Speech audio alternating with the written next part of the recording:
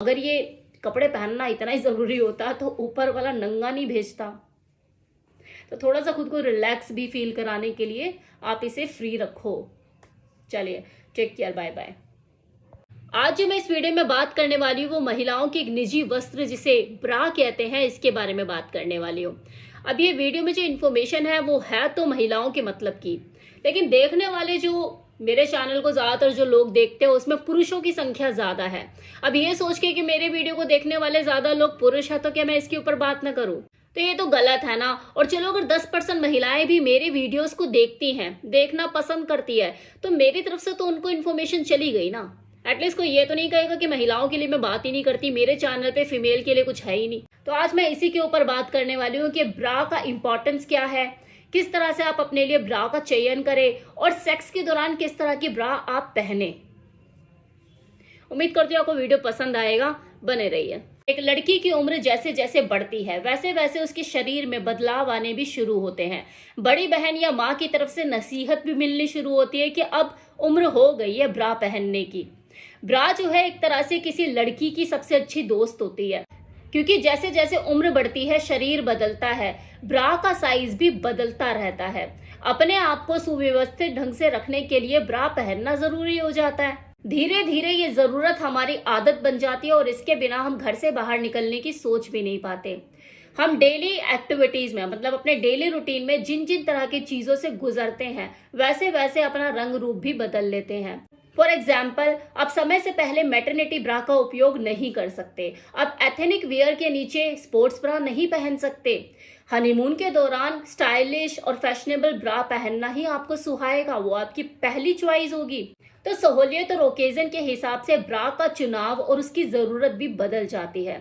वैसे तो एक लड़की जब 13 साल की उम्र में पहुंचती है वो टीनेजर ब्रा पहन सकती है, लेकिन कुछ केसेस में कुछ अलग तरीके चीजें भी होती हैं कि अगर किसी लड़की का जो शरीर है वो एवरेज से ज्यादा भारी है, उसके ऊपर की बॉडी जो है वो ज्यादा भारी है, मे भी हो सकता है हार्मोनल चेंजेस की वजह से या उसके खान पीन की वजह से उसकी जो अपर बॉडी है वो उसकी हम उम्र की लड़कियों से कुछ ज्यादा ही भारी है, तो ऐसे में उसके शरीर को बैलेंस करने के लिए उसको लेडीज ब्रा पहननी शुरू कर देनी चाहिए। लेडीज ब्रा क्योंकि 28 इंच से शुरू हो जाती है, तो अपनी ब्रेस्ट का सही कप साइज नाप के आप अपने लिए खुद के लिए एक सही साइज की ब्रा चूज कर सकते हो।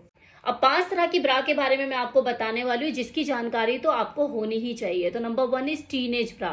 ये बेसिकली टीनेज लड़कियों के लिए है जिनकी बॉडी में डेवलपमेंट होनी शुरू हो जाती है, ब्रेस्ट साइज में चेंजेस आने शुरू हो जाते हैं, खुद को थोड़ा सा अनकंफर्टेबल भी फील करती है, लगता है ये मेरे साथ क्या हो रहा है, क्या मुझे ब्रा पहननी चाहिए। और अगर उनको ऐसा लगता है कि हाँ उनको ब्रा पहननी चाहिए तो वो ऐसी कोई भी ब्रा उठा के ना पहने।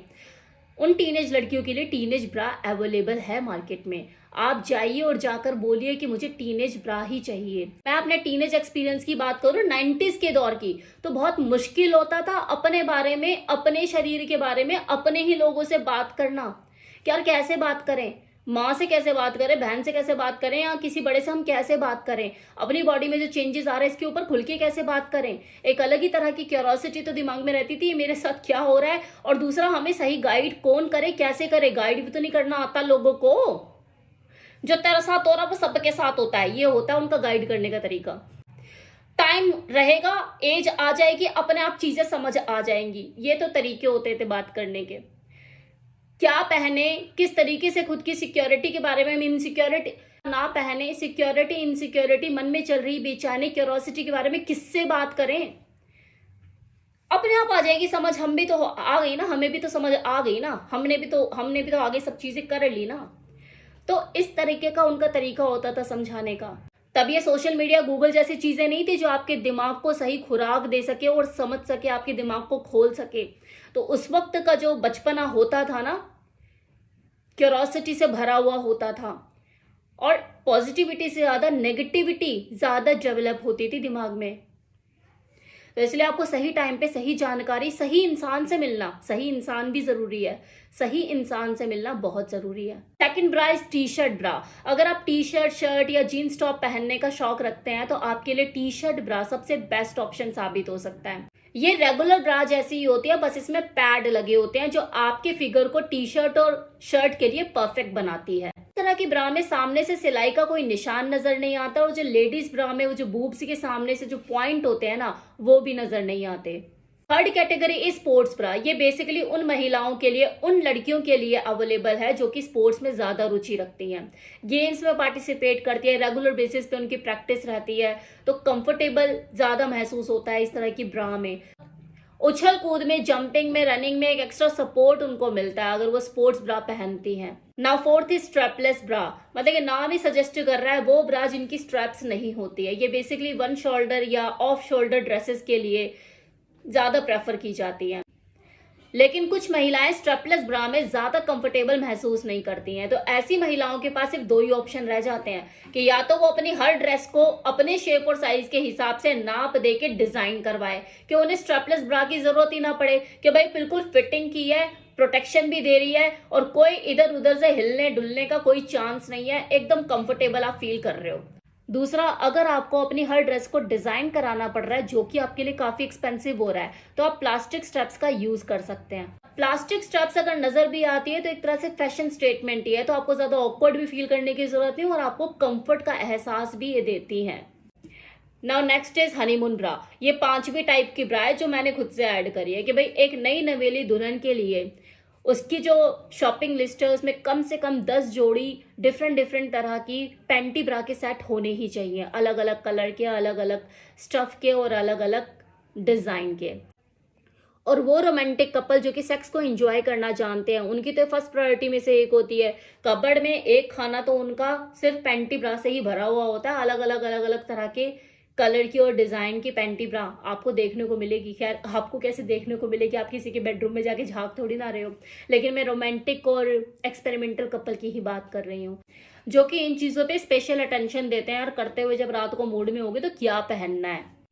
तो ये तो थी ब्रा से रिलेटेड इन्फॉर्मेशन जिसमें मैंने आपको टाइप ऑफ ब्रा के बारे में बताया, 5 तरह की कैटेगरी बताई, उनके यूज बताए, स्टेज में आपको किस तरह की ब्रा पहननी चाहिए, ओकेजन के हिसाब से आपको किस तरह की ब्रा का चयन करना चाहिए, ये सारी चीजें मैंने आपको बताई।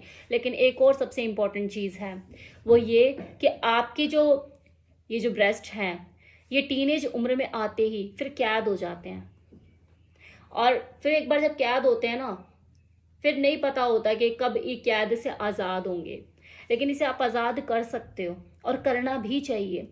तो दिन के 24 घंटे में कुछ वक्त इनको खुला छोड़िए। सबसे बेस्ट टाइम रात का टाइम होता है। तो कोई लड़की है या कोई महिला, उनको चाहिए कि वो रात के टाइम में बिना ब्रा के सोए ताकि ये खुलकर सांस ले सके, बंधन मुक्त हो सके कुछ टाइम के लिए। भाई इंसानी बॉडी है, इसे कितना जकड़ के रखोगे। अगर ये कपड़े पहनना इतना ही जरूरी होता तो ऊपर वाला नंगा नहीं भेजता। तो थोड़ा सा खुद को रिलैक्स भी फील कराने के लिए आप इसे फ्री रखो। चलिए, टेक केयर, बाय बाय।